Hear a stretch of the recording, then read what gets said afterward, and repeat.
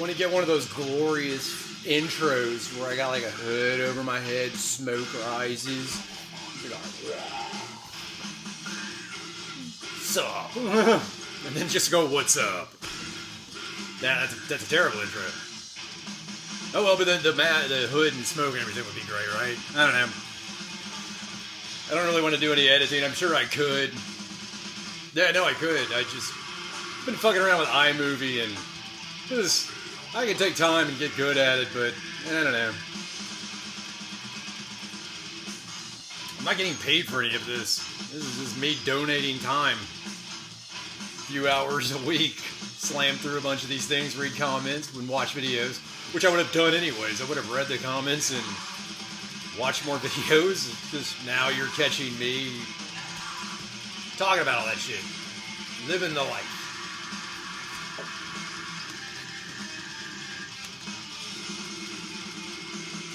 Goratory, rice on suede.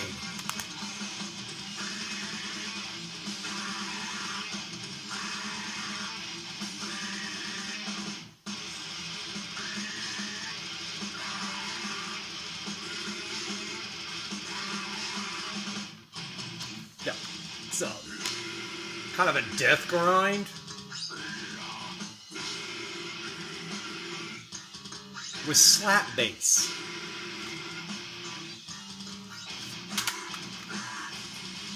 Vocalist ain't too bad either. Doesn't sound like he's doing too much of the gurgles. Oh yeah.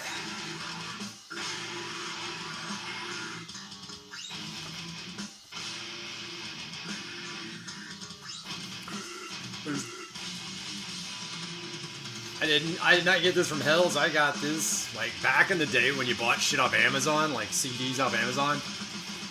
Back in the day, Amazon had a pretty good algorithm for metal. But nobody really carries metal on there much anymore. It's a shame.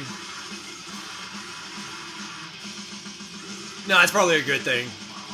Now we got Hell's kicking ass, but they can only do so much.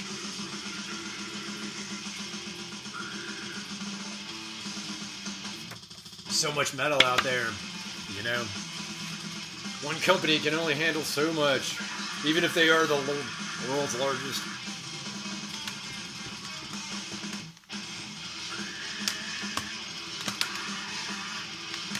This keeps getting in the way. Let's play. Let's do this one. Dead my dog.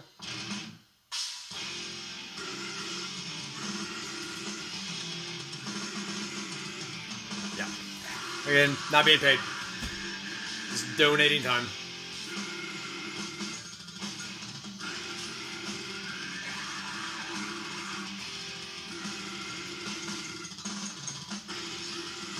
It's a good album. Nice sound system, that'd be fun. It's pretty well produced. So, the better your sound system, the better that album is. This album is going to sound. So I got some friends with killer systems, and I'm like, ooh, jam this one.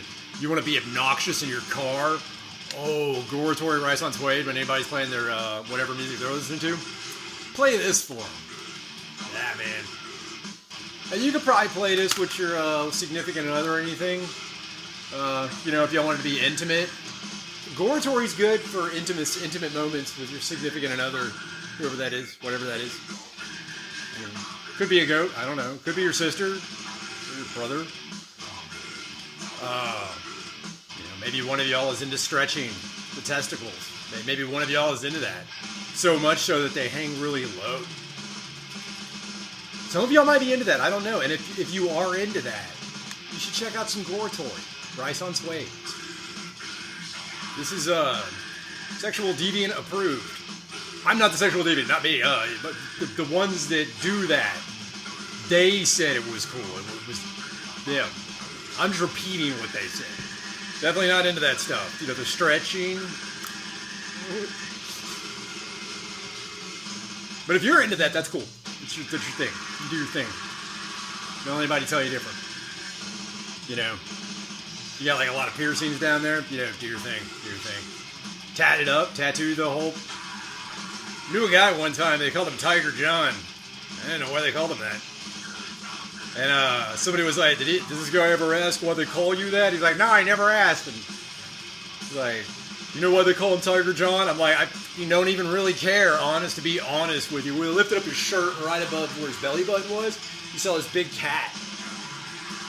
Leading me to believe you're supposed to understand that the tail was tattooed. So it's the tail. I never saw it. Didn't care to see it. Didn't even want to know it. But that's what happens when people want to share. It was a tattoo artist. He was doing a tattoo on me. I kind of had to endure that scene. Good times. That was in Houston.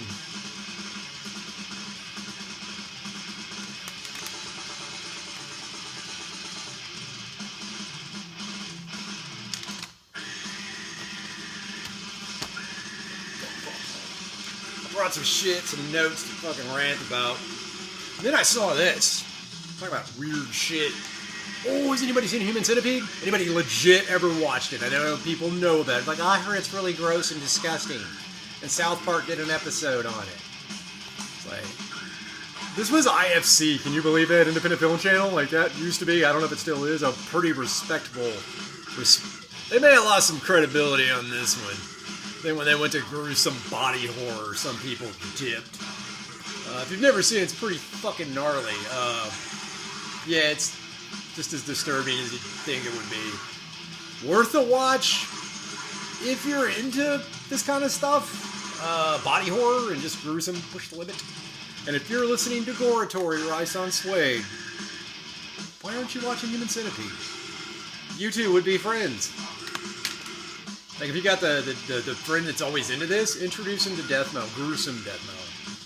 In case they don't know. Human Centipede. Well, I don't just have Human Centipede one. I got that second one. They had them both for sale or wherever. It was probably like Best Buy or something back in the day when they had testicles. They used to sell shit. The second one's, I don't know. It's good, but it's like, it's literally... Let's just take the first one and push the limit more. It's nice to know that they could actually push the limit more with the sequel and it still be probably more watchable than the first one, even though it was more gruesome. Don't know how that works, but they've managed to pull that off with the sequel. One of the few times the sequel kind of better than the original one, in a way. Obviously the original's better because it's the original, but this one's definitely like Texas Chainsaw Massacre, the sequels. I mean, I've watched them all, I like them all. I need to get the second one, but I got the director's cut of Leatherface, the third one over there. Boom! If you haven't seen the director's cut, that one's good. Ooh, anybody seen Texas Chainsaw Massacre, The Next Generation? With Matthew McConaughey and Rachel Zellweger or whatever? And then, like, you had the transgender Leatherface. But he wasn't transgender, but he was, in fact, wearing women's skin and clothes. And he had transformed to that persona of the female motherly figure. Because I think in the lore, the mother, the matriarch, had passed away or something, or they admitted she was already dead. Whatever. So he took over a matriarch role in his dissociative identity disorder. Because that's what ended up being like wrong with Leatherface, is he kept having DID moments, so he dressed into people's skin. Yeah, Texas Chainsaw Massacre. It's fucking awesome. This is Human Centipede too, but you got me talking about it. Josh has some cool fucking Texas Chainsaw Massacre merch. That shit was cool. I'm not so much into merch, but I got friends that love that merch. Me, I just like watching the movies and having them.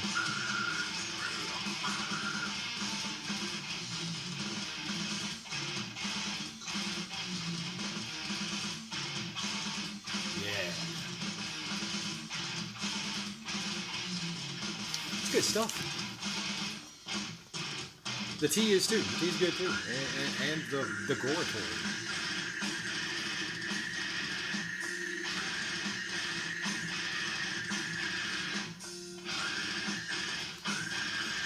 So full disclosure, I'm not on any kind of medication, nor am I required to be.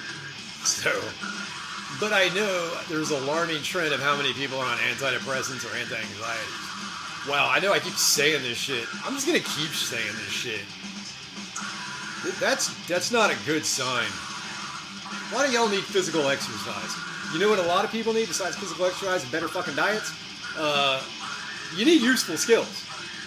I know a lot of people who are depressed. People who are depressed have no actual legitimate skills. Like, why are you depressed? Now, I have legitimate skills and I get depressed, but I get down moments. It's not so much depression, but it's down moments that are, you know, a normal person would go, oh, that's depression. I guess it is, but I also have, like, skills. I'm coming all over you here, but it's been building up inside of me for weeks and I can't control myself. Gross. People with useful skills don't tend to stay down long. And a useful skill can be anything. Literally, as long as it's useful to another person. You know? If that gives you motivation to, like, oh, hey, for the next few hours I gotta go help these people out with this thing that I do for them. Even if it's just simple as that, like, slap face. That makes you, that makes you valuable. And people that feel valuable and are valuable, they don't stay down for long. So yeah, you'll get crippling moments of depression, but you'll realize, hey, I've got people to, people who depend on me, using that Nuremberg. But that's not a Nuremberg level excuse. I'm telling you what my motivation is for doing everything. And it's not, oh, people depend on me. And they justify that bad behavior with people depend on me. So that's why I can be a shithead. No. I get up in the morning before the sun comes up because people depend on me. I have useful skills, not just my viewers, but I have useful skills to several human beings within a 25-mile radius of me. 25 miles, there are several human beings that need to know I exist and that I'm healthy and able to help them whenever they need. Now, some people I help more and more and more frequently. Most people I help a little less frequently, but still just as important. So I have value to a community around me. That's not an excuse. That's my motivation. Now, I don't take shit off people. I don't fuck around. I push back. I don't have an excuse. My motivation for doing that is people fucking depend on me and you're fucking my shit up. Fuck my shit up, I'm going to return the favor. I will give you a measured response. So it's up to you, the person I'm engaging with. How do you want this situation to play out? You want to be polite? We can be polite. You want to engage in normal, standard, legal business practices? We can engage that way. That will be fine. You want to talk some shit? You talk some shit. You want to step outside? You can step outside.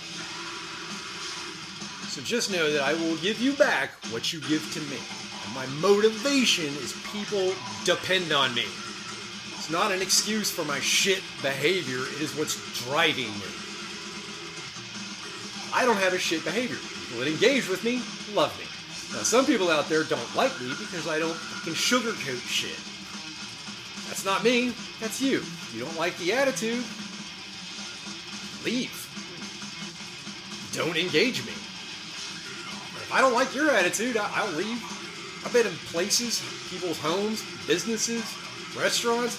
Walked in, I'm like, I hate this fucking vibe. Somebody's rude to you or just tell they don't want you there. Later. I don't want to be here either. If you don't want me here, then I definitely don't want to be here. That's my thing. If you don't feel welcome there, don't stay. Don't get upset like, oh, these people have to cater to me. No, they don't. It's their territory, not yours.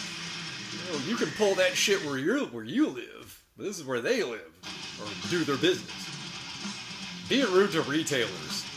Like that dude getting stabbed. Like, okay, the employee took it too far. Did he? I don't know. It could be assumed he took it too far. But you know what? That customer should have heeded all the warning signs that employee was giving him. Like, hey, get the fuck out of my store. You can't make me. Oh, really? Yeah, you're not allowed to touch me. Oh, really? You're willing to bet on that one. How much are you willing to bet? I'm not a gambling man. I don't like gambling for money. Never got any enjoyment out of that. Gambling with my physical body? Now there's something we can gamble with. People usually aren't afraid to lose money. For some reason, they're afraid to lose pints of blood. Me, I don't have that fear. I'm going to go at that with no intention of surviving. We'll approach every engagement as if I have no intention of surviving. Let's dance, motherfucker. But I can tell when a dude's hot and bothered and needs me to leave Yeah, I'm gonna think about that guy and be like, man, he's really upset with me. I should probably de-escalate this situation and extricate myself from the situation. I.e., shut your mouth and get the fuck out of there. That dude's gonna stab you. And yeah, I've had to deal with hot-headed motherfuckers like that, where they just get in your face and you're like, this dude wants to do me harm and I just want to go home. Back up. You know, you win. And you know what?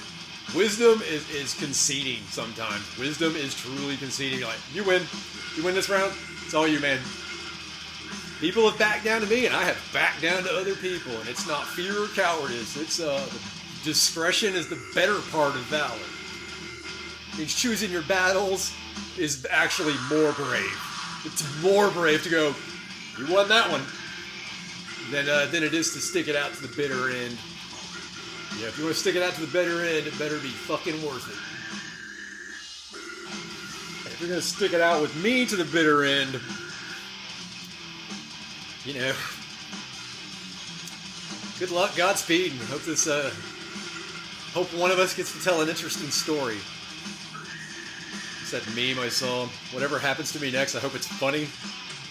Or at least I hope it's funny. Goratory.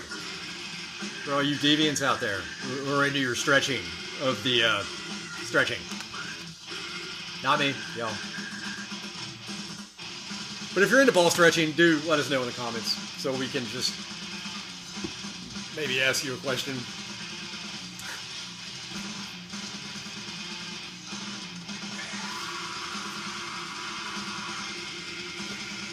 Man, I mentioned better diets. It's weird at fast food places, but fast food places pay like $14, $15 an hour. Or at least it was. I don't know if it's still that way, but my God, you could go flip burgers at Burger King and fried chicken at KFC and make $14 an hour. Holy shit. No wonder people didn't want their fucking jobs at insurance companies anymore, where they're making like, you know, $9, $10, $11, $12 an hour shuffling paperwork. No wonder they went to fast food places. You know what's weird? That like, despite everything, despite the businesses closing, the churches closing, everything's just like economic downturn. You know what hasn't downturned economically? Everybody always said liquor and booze. And liquor store owners always said, no, we're not recession-proof. We are not recession-proof. People will stop drinking. You know what isn't an economic downturn, recession-proof? What is? Fast food. There was a time when I wouldn't have thought, despite everything, Subway would still be open. I never thought we'd come to that, where a KFC would actually see an upturn of business. It's really weird that a lot of you don't cook your own food, that somebody else cooks your food for you, and you eat out all the time, and you do the Uber Eats and shit like that. I know this because I've lived in suburban neighborhoods, looking out the window and just watching those Uber Eats go back and forth. And sometimes in the same house multiple times in a day. And I knew people, cool friends, cool people I liked, but man, they were always attached to their phone, ordering food. And I'm just like, I would be puking my guts up by the week's end. I could not eat that, you know. Eating just fast food or just restaurant food, you know. So used to go into grocery stores and just buying fruits and vegetables and making my own food. I actually grow my own vegetables now, and that's an amazing feeling. And let me tell you, doing that, you don't really want Taco Bell. You don't want that. You're just like, that's gross, man. I don't want that. That's strange to me that y'all have these grocery stores that are nearby and you don't buy vegetables and make a stew. Stew meat is in the back of the meat section. Put some stew meat, saute that shit with like some onions and garlic and a lot of butter, real butter, not that margarine crap, get actual fucking butter. You can get it's expensive, but it's totally worth it. And you don't actually use as much as you think. And olive oil, stay away from vegetable oil. It's that fucking soybean shit. Vegetable oil isn't vegetable oil. It's that fucking soybean bullshit. Stay away from it. Read the labels. Oh, fuck that. Vegetable oil is garbage. Vegetable oil used to be vegetables. Nah, any fucking more. It's not. Olive oil is still pretty good. And then peanut oil. Get that, and some butter, and then just kind of use that, and then some garlic and onions. Saute that fucking meat. Get it all nice and brown and good. At the same time, get that pot of veggies going. Like, boil that shit and all kinds of spices. Dealer's choice. Rosemary's always a nice touch. Wife likes basil. I'm on the fence on basil. Different Italian seasonings. Get your vegetables all boiling and shit. When you're browning that meat, say canning that meat. Browning that meat. Once that meat's good and brown, you do it. The trick is slow and low. Slow and low when you're doing meat. I'm at 20 minutes. Now I'm talking about fucking food and shit like that. Slow and low. Keep the temperature low. Keep the meat covered. Like low temperature for like 3 hours. It'll be fucking amazing. It'll just fall apart. Oh my god. Take that, throw it in the stew. Now boil that whole motherfucker. Let it get to good boiling temperature. Then reduce the heat. Put it on like simmer. Eat that son of a bitch for like 30 minutes, an hour. Ooh. That meal did not cost you that much. You could probably eat on the meal for a couple days. It's probably $5 worth of food. Maybe not with the meat prices, but you'd be lucky how much cheaper you can get meat sometimes. I'm over 20 minutes. Nice. Some days it's harder than others.